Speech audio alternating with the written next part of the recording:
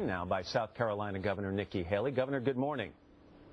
Good morning, Matt. Let's talk about the reviews they're in. Prominent Democrat David Rod says this. He tweeted, really effective speech by Nikki Haley, avoided the response to the State of the Union curse. Paul Ryan, Jeb Bush both said you hit it out of the park, but as Peter just mentioned, some very conservative voices in your party were not so happy. Ann Coulter tweeted, Donald Trump should deport you.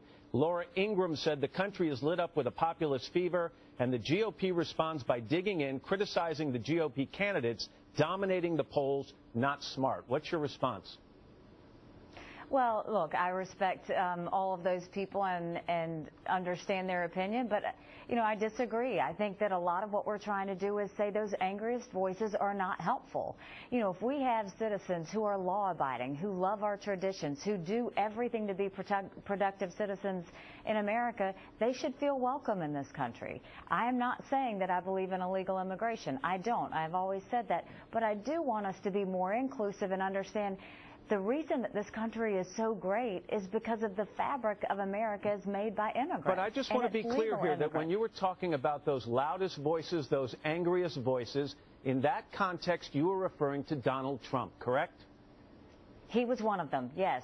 He was one. There's other people in the media. There's people in my state. I think we're seeing it across the country. But, yes, Mr. Trump has definitely contributed to what I think is just irresponsible talk. Some people on the far right of your party wanted you to deliver a full-scale partisan political attack. You didn't see that as your mission, did you?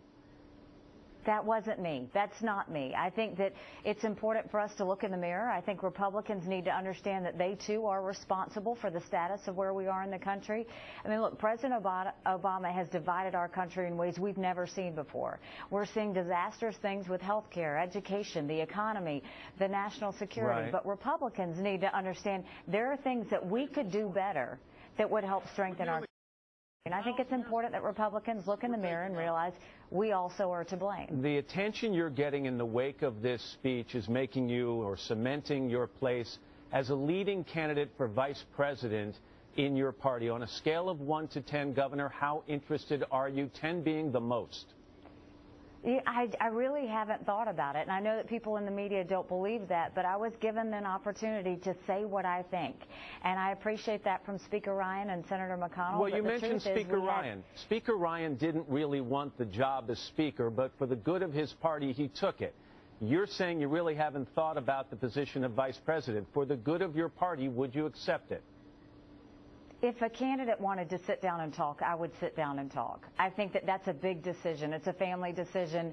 It's a state decision. It's something I'd have to think about. But I absolutely would sit down and talk with anyone that wanted to talk about it. When will you endorse a candidate in this race? I don't know. You know, right now I'm trying to roll out my budget for Friday. I've got my State of the State address next week. We're dealing with the debate, a lot going on. So I'm not sure of a timeline yet, but we'll see. South Carolina Governor Nikki Haley. Governor, thanks for spending time with us this morning. Thanks so much, Matt.